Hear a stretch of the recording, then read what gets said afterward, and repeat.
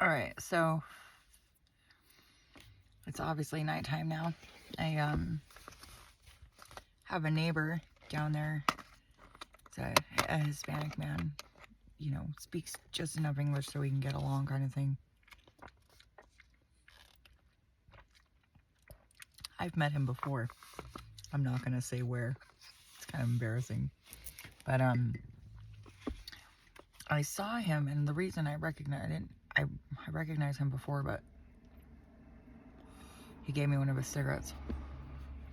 I saw him I saw him the other day because I walked down the road and there was a young girl, and her name's Carla. Nice girl, but her window had fallen down.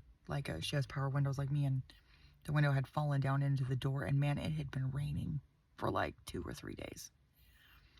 I noticed that she had plastic on the inside of her window, and I felt for her when I saw that. I was like, because I could tell that she was living in her car. And anyway, I walked down and she tells me what happened to her window and everything. So she said she was crying. She was, and I don't blame her. I would be very upset too. I don't know if I'd be screaming or crying. Probably both. Maybe just the screaming part. I tend to get angry rather than upset about things. But he was parked next to her then, and I just talked to her that day. I didn't talk to him. And then today, she was talking about getting a dog, and I told her, it's really hard to get a dog or any animal really, when you don't have like a permanent address. And so I told her some other ways that she could get a dog. I wouldn't help anyone get an animal that I didn't think could handle it. You know what I mean?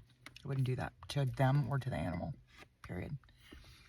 But he was parked next to her, and I noticed his face. I recognized his face. I met him in a different place, different time.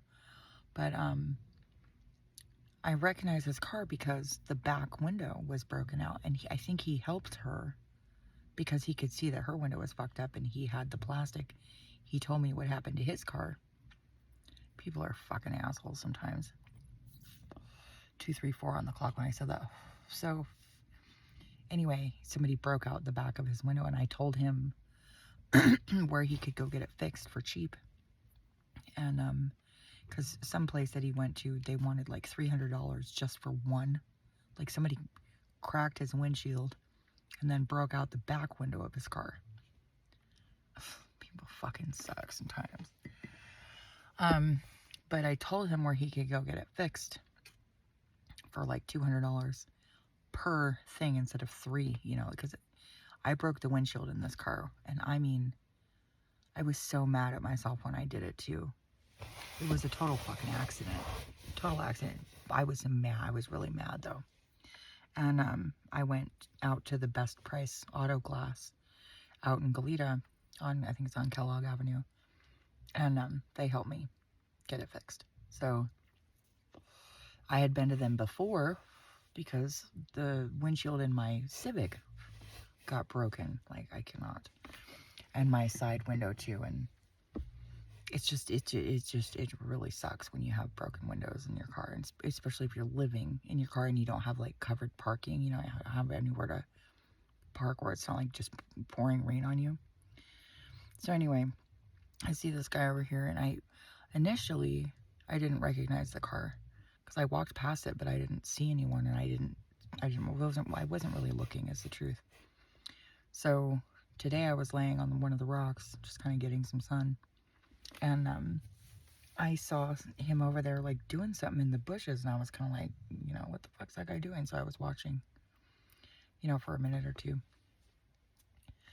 And he was picking up trash. He was picking trash out of the bushes. Like people's like cans. He was picking up cans that somebody had just thrown into the bushes. He had a stick, and he was like fishing them out of the bushes. And I thanked him for doing that, and I clapped, I thanked him, and I asked him if he had any bags to put the trash in. He said no. So I took 2 bags down to him, and then when I took the 2 bags on him, he offered me a cigarette. Well, actually, he didn't offer me a cigarette, but I asked him for a cigarette. And I told, we talked for a few minutes. I don't know if he recognizes me. I don't know. Anyway, I come back up. Excuse me. Excuse me. And again, excuse me. Pardon me, seriously. Oh, excuse me. I just ate dinner, so, well, it's about an hour ago, but still.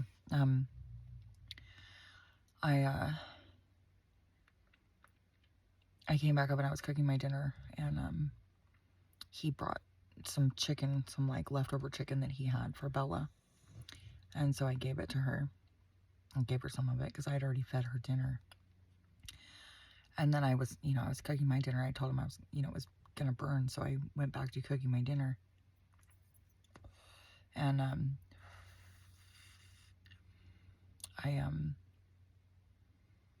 I offered him some food, like half of what I made, because I made a lot. I didn't really mean to, but I did. I made a lot of food. I was eating butternut squash, yellow onions, and garlic.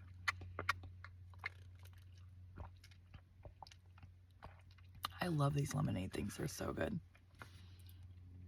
It's like aronia berry and lemonade. Aronia berry. Anyway, they're really good. I like them.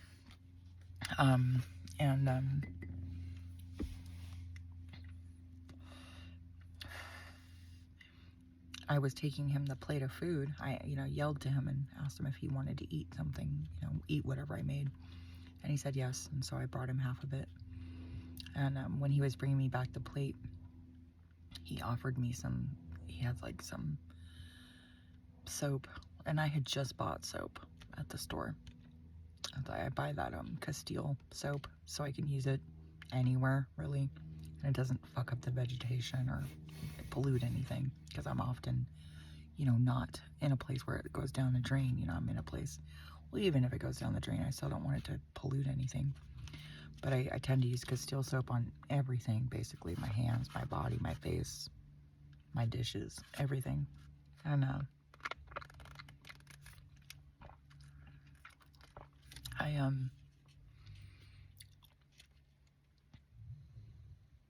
anyway, it was nice to feed someone. And then he asked me, I didn't know if he thought it was good or whatever, but he asked me what kind of squash I had cooked. And I told him it was butternut squash, because he obviously liked it. People don't ask, hey, what was that? If they don't want to, like, cook it again for themselves, or, you know what I mean, kind of thing. So, so it's nice to have a little interaction with my neighbor, kind of thing, that he's just parked down the road. And, anyway, I was just being friendly. And, it's nice to help people out, It's nice. I mean, people of all walks of life. I talk to a lot of people up here who are not, like, homeless, Like, that's air quotes, only sideways. And it's really not that I can't get a place to live. It's really like I don't want to pay rent in Santa Barbara. A lot of the people that I've talked to on the mountain, people that they're from all walks of life. A lot of people, they have a lot of money. Other people don't have any at all. Some people have places to go, other people don't. It's different with everybody. But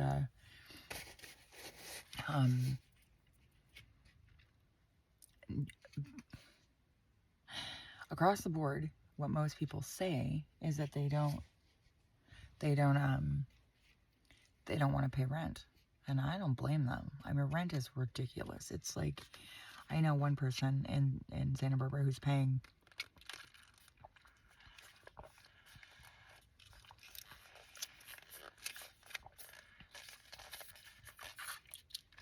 excuse me, that was kind of obnoxious, but I'm gonna drink a drink. It reminds me of like those Capri Sun things.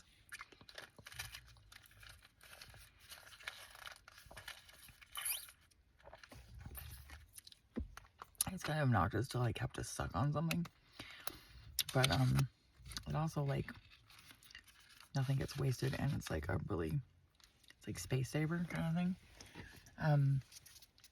But across the board, the thing that all these people have in common is they don't want to pay rent. And like I said, I really can't blame them. Is that you? Yeah, that's her. I really can't blame them. I don't want to either. It's so expensive. Like I said, I know one person who's paying over $1,200 a month for a room the size of like a walk-in closet. I'm not kidding. And it's a shitty place too. It's not, they don't want to be living there. It's like, you know, their roommates are really crappy, and, you know.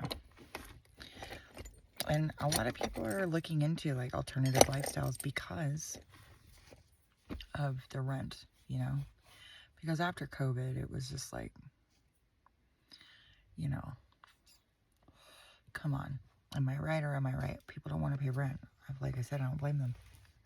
And after, you know, like what happened to me in Napomo, people stealing the home I was living in, that was supposed to be my home, my property. And it didn't even go to the family of the person who died. It didn't even go to Jerry Murphy's family. It didn't. They stole it. Not only from me, but from Mr. Murphy's family. Totally fucking illegal. Totally illegal. But, you know, it happened. And I could only hang in there for so long. I hung in there for a couple years. These people were relentless. But you know what? Karma is a fucking... It's called cause and effect is really what it is. It's not karma. Karma is not some, you know, spiritual force. It doesn't work that way. But cause and effect, when you do something like that, I found out... Anyway, never mind. But cause and effect, you know, those are universal laws. So when you do something to somebody like that, 1, 2, 3, 4 on the clock when I said that, you're going to, excuse me, 1, 2, 3, 4, yeah, 1, 2, 3, 4 on the clock. When you do something like that to somebody who I didn't deserve it, and not only that, but I was going through horrible amounts of grief. I mean, you know, most people in my situation probably would have, you know, unalived themselves. I'm not even kidding. What I went through was not just inhumane, it was straight up cruelty. I mean, these people didn't give a fuck. You know, I mean, what do you expect from criminals? And very low class people, very low class people, like really gross souls, really nasty spirits, nasty people. And I don't just mean mean, like, you know, as in cruel, but like just disgusting people, like not the kind of people you would ever like invite anywhere. Low class, very low class people. Bottom shelf, all the way. Bottom feeders too. But, you know, that's what, I mean, a lot of real estate people are. Not all of them, but a lot of them. And in my experience. But, you know, after COVID, you know, a lot of people are seeking alternative lifestyles, not just because of the rent and cost of living, things like that, but also because people are realizing, like, there's a lot more to life than the things that we're told. You know, where there's a lot more to life than, you know, working a job and getting a paycheck, you know, and spending that and then being broke all over again kind of thing. Like, there's a lot more to life. And, you know, a lot of people lost people. A lot of people did. Not just to COVID, but all kinds of things, like you know, myself.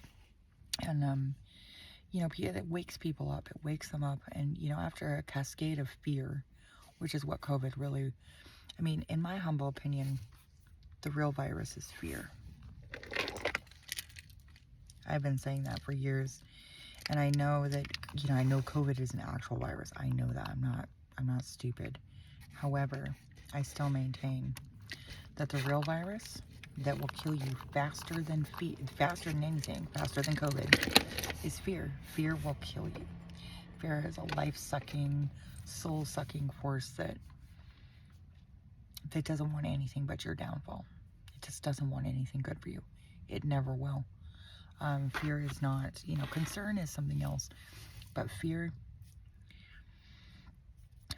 guts people. And I mean, it does it with no compunction. It has no feeling. There's no love to it. It's just fear, period.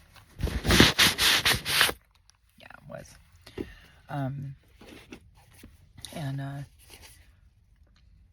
Fear is always of our enemies and adversaries. I know that it sounds kind of inhuman to live without fear, but the truth is that living without fear is one of the greatest freedoms in the whole world. And it's lasting too. It's not just, excuse me.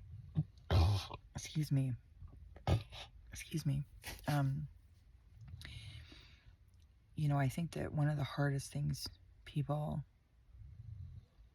deal with is the fear that they have for their children. 16, 17 on the clock when I said that. People fear that things will happen to their children, and I totally understand that.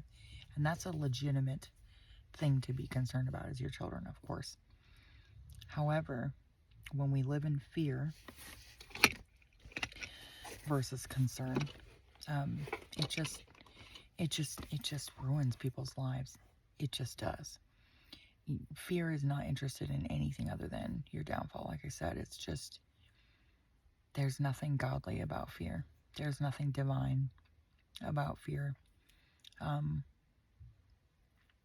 It doesn't want anything but to gut your life, and just leave you empty and fearing still. Fear never has your best interest in mind. Fear doesn't give a fuck about who you are, where you grew up, or whether you have supportive people around you or not. Fear just... So, and I know that it's difficult to get rid of fear initially. However, the closer you get to God, the more you pray, the more you meditate,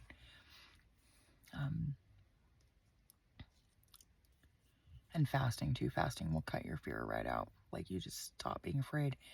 And, there's a big difference between, some of the things that I've done and some of the things that other people have done. Other people, they're doing it in the comfort of their own home. They're doing it with support. They're doing it with friends. They're doing it with, comfort. I didn't do any of that. I had none of that. I was completely alone. I didn't have any money. I didn't have any support. And, it's different when you're pushed into a corner and you decide to grow from that corner, rather than being like, you know what, I don't really like the way things are going. I'm going to see what I can do. That's a little bit different.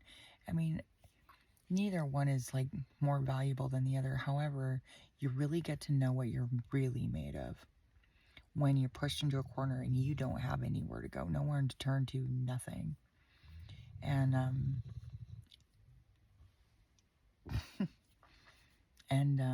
and you come out thriving, you come out shining. You don't just survive, you thrive. And the spiritual awakening that comes from that is so much more powerful. It's a priceless, it's absolutely priceless experience, and no one can take it from you, ever. It's just not something anybody can ever take. And it lets you know exactly what you're made of, and exactly where you stand with the Lord, and what what you do and don't want in your life. It cuts out the bullshit really fast, especially the fasting. The bullshit falls away really quickly. And to those of us who have ascended, and I would like to think that there are more of us than I've witnessed, but I don't actually know. A lot of people have been pushed in really difficult places where they had no choice, and I just, I really applaud those people because I know how hard it is. I know the struggles. I know what you think about. I know what you worry about. I know what, and worrying too. It goes hand in hand with fear, really. When you're afraid, you will worry. But when fear falls away, you'll stop worrying, and you'll realize how much time you wasted fearing shit that never happened. So, and you get to have different kinds of encounters with people that are so much more fulfilling and so much better. And you're living clean, it's like I get up in the morning and, the first thing I think about is like, am I going to take Bella on a walk or am I going to sit here and exercise for the next 30, 45 minutes? Like that's my thought process. Or, what am I going to cook myself for breakfast this morning, Or what am I going to make Bella for breakfast this morning? Oh, excuse me. How am I going to spend today? How am I going to live today? Like it could be potentially the last day of my life. And when you live like that, it's not like living like, oh, I'm going to die. But when you live as though you have everything you need, even if you don't, you feel like you have everything you need. It's a different kind of freedom. It's a different kind of growth. It's a different kind of love for life. It's a different kind of relationship with the Lord. And I'm not talking about some kind of religious bullshit. Excuse me. Because that really won't serve you in the end. I'm not saying there's anything wrong with going to church or a mosque or a synagogue or any, or temple, whatever. But when you put your religion before God, that's a problem. When you put your fear before God, anything you put before God is going to cause you more heartache than anything else. And it also separates you from the love of God. The Bible in particular, God says, for I know the plans and or thoughts that I have for you, plans to give you hope and for you to prosper and have a future. And I was just 22, 23 on the clock when I said that. Oh, no, excuse me, 22, 31.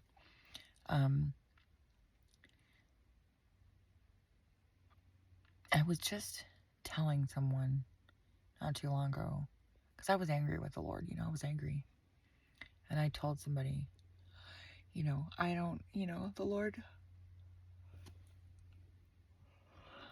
hasn't prospered me, I'm still living in a car and blah, blah, blah. And I said this, I texted it actually, but I said it too, that the Lord is a liar. And I was eating my words just a couple days later because the Lord keeps doing things, really interesting things. I think I talked about this in a previous video, about, there were things that I needed water. For instance, I ran out of water yesterday. Didn't have any, no water at all, none. I usually have an extra gallon or two in my car, but not this time. I went through the back of my car and organized it a little bit. Excuse me. And I had no water. None. And, I know it's been raining a lot, but I walked down the road a little bit, and I had been to that place before, but it was years ago, decades ago, probably 30 years ago or more. And there's a perfect little stream over there. And I walked my water bottles over there and I grabbed some water, and I didn't know if it was okay to drink, but I took a little sip, and Bella was drinking it, but then dogs can drink just about anything, so excuse me, at first I boiled it and it actually made it taste awful, so I took a little sip of just, straight water, and it tasted so good. It was so good. It was so fresh. It was so clean, and no, I did not get sick. And not at all. So, the Lord provides. And I know that maybe seems like a silly thing to say, you know, "Oh, well, there's water." Well, I don't usually run out of water, is the thing. I think that's the first time I've run out of water in a year. Like, I'm not kidding. It's been a long time since I didn't have any water. And this was just one time I just kind of miscalculated how much water I had. I thought, you know, like I said,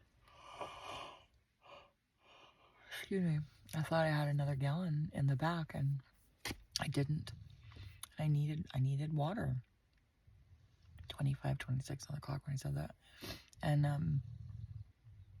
I had none. So I was very thankful to be able to walk down the road and fill up my water bottles with, you know, fresh rainwater, basically.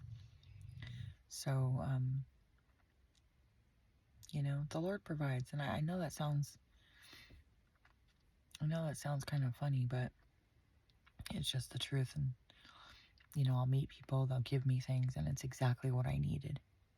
You know, I mean, it's just, there are so many things that defy logic in any way, shape, or form. Like, the synchronicity of it is so outrageously crazy.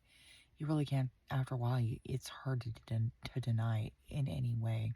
Even my logic says, yeah, there's a God. There's definitely a God. Not that I ever really questioned it, but like 26, 27 on the clock when I said that. But, you know, we can kind of talk ourselves out of certain things at times. And the truth is, the Lord is always with us. We're not always with Him, but He's always with us. When we turn away, it's very different. But God doesn't turn away from us. It's different. And so I encourage people to not turn away from God. Whatever your God is, whoever your God is, I encourage you not to turn away from that. I know that times have been really tough on a lot of people. A lot of people have really eaten shit. All kinds of people. And a lot of people have been through a lot of loss. And I just really encourage people to, you know, to seek out the divinity in life, you know, whatever that is for you. And keep going, because the Lord is not done with you. And you won't be able to quit anyway, because God has a very odd way of having His way. He just does. And I'll tell you what, if I do have any fear of anything, which is like not much at all, I really don't fear anything, really. I never really was a very fearful person. However, there were a lot of like conditioning things within me that I hadn't addressed. And excuse me, once I addressed them, the fear, you know, fell away. However, it took a long time to find every little nook and cranny, you know, every little caveat that I had created. And you know, I know that it's a difficult process. I know that the journey is long sometimes, and it's arduous and tedious even, and you know, it can seem really mundane. But I like, you know, I really take a lot of pleasure in mundane things, like doing dishes, taking showers, hanging out with my dog, reading books. Like, they're just everyday stuff, like making my bed, it's not a bed, but, you know, making my sleep, putting my blankets out and laying down at night. You know, those things I find, excuse me, cooking my food, you know, cooking food for Bella, I find a lot of joy in that. And those are very mundane things. It's very mundane for most people. You know, cleaning and organizing and excuse me, and even cooking, you know, excuse me. But find the pleasure in the little things, because there's a lot of pleasure to be had in little things. Life is a sequence of little moments all squashed together, and you call that your lifetime. So, sometimes what we do seems like a drop in the bucket, you know, just like a water droplet in a bucket. But what is a whole ocean except other than a multitude of drops all put together? Like what is a river or a lake or a stream other than it's a whole lot of water droplets all put together. Together we make a big difference. When you add and multiply all those moments of your life, would you rather look at it in like a sequence of like one drop after another of misery, or would you rather make it a multitude of joy? Drops of joy that all make up an ocean of joy, a lifetime of joy. So, I really encourage you to look at the moments in your life and what are you filling them with? Are they good? Is it good things? Are you happy? Because if you're not happy, I suggest that you reevaluate yourself and how you're living potentially, Because, the Australians have a saying that says, a life lived in fear is a life half lived. I totally believe that. It is. And like I said before, fear doesn't want anything good for you. So, do you want to half live your life like in misery and fear? Probably not. So, I would like to live my life to the fullest. I've lived plenty of my life in fear. I've done that. It never got me anywhere. It was horribly miserable, and I wasn't just miserable myself. I helped other people be miserable too, and that's awful. A lot of the misery in my life I caused myself. True story. And it wasn't that I caused it, but that I was sustaining my misery. Things would happen, and instead of working through it and feeling through it and growing through it, I made it worse by staying in it, by not forgiving those people, by not forgiving myself, by basically like wallowing in it. It wasn't always self-pity. A lot of it was anger and horrible injustice. But like sitting in that, sitting in fear, sitting in injustice, sitting in misery, sitting in all, it just creates more of the same. So anyway, I hope that you're all having a good night. Night, morning, afternoon, whatever time it is for you. And love, blessings, compassion, everyone. Take care of yourselves. Take care of each other. I'm pretty sure no one's going to do it for us. Yeah. All right.